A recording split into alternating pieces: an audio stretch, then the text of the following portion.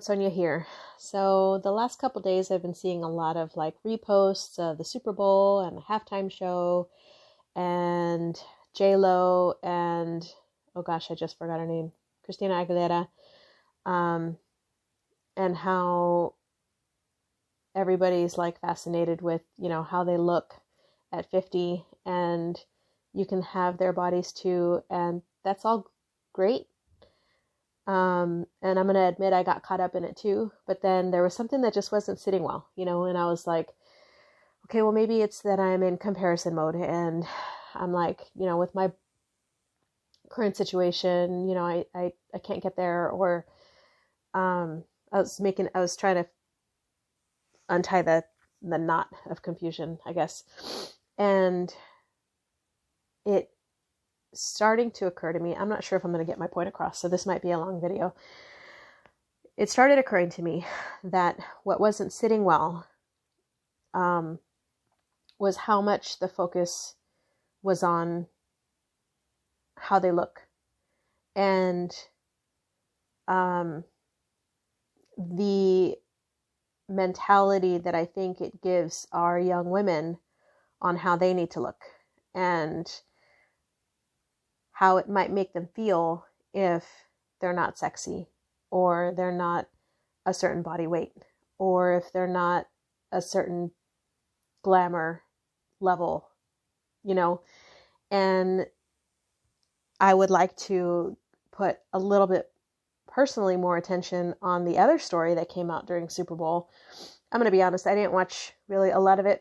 It was on and I was making food, but I'm not a big football person.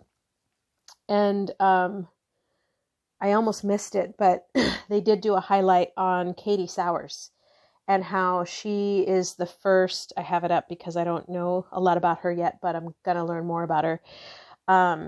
She's the first female to coach a team in the Super Bowl, and she's the first openly LBGT coach to reach the Super Bowl in the NFL. Like, how amazing is that? And it hit me as I was watching the story. I was like, I never have seen a female coach in football. And why is that? Is that because women are told that they don't belong in football? Is it because it's seen as a men-only sport? And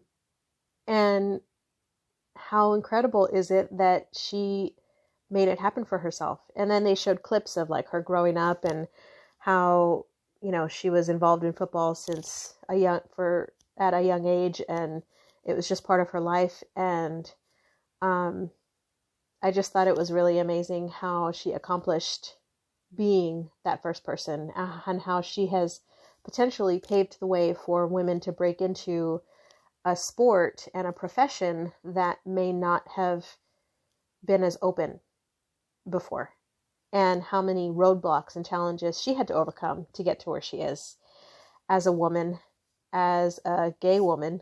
I'm assuming she's the gay part of the LGBT, but, and I think that that's what we can also remember to celebrate is women who are making breakthroughs that are going to open up doors for our daughters and our nieces and our granddaughters.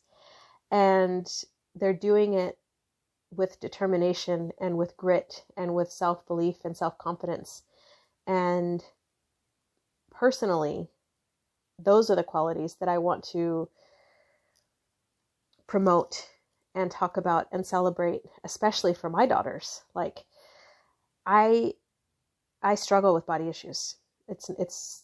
This isn't new information, and I had role models in my life of strong women and independent women, and like the women in my family are all hard workers and know how to take care of themselves when they need to. And I'm so thankful that I had that, and I would like to be that for my children, rather than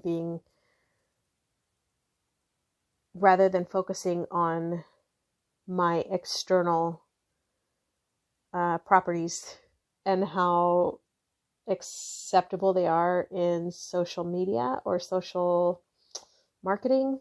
I think that's what I want to say. I'm not sure exactly. I hope my point is getting across. I hope you understand. You're like, yeah, I get what you're saying. You don't have to keep, rambling. Here's the bottom line.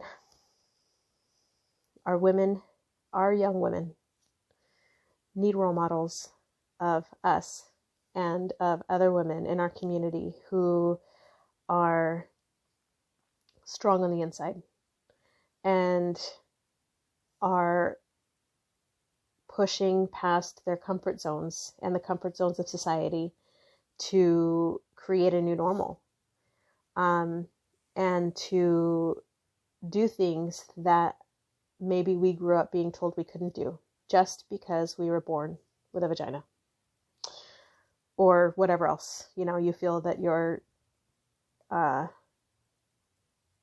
what's that word? Discrimination, piece is. I'm not sure if I'm saying that right. Yeah, let's stop listening to other people telling us what we can and can't do. Let's make our realities what we want them to be based on our level of effort and our level of work and our level of commitment to our dreams.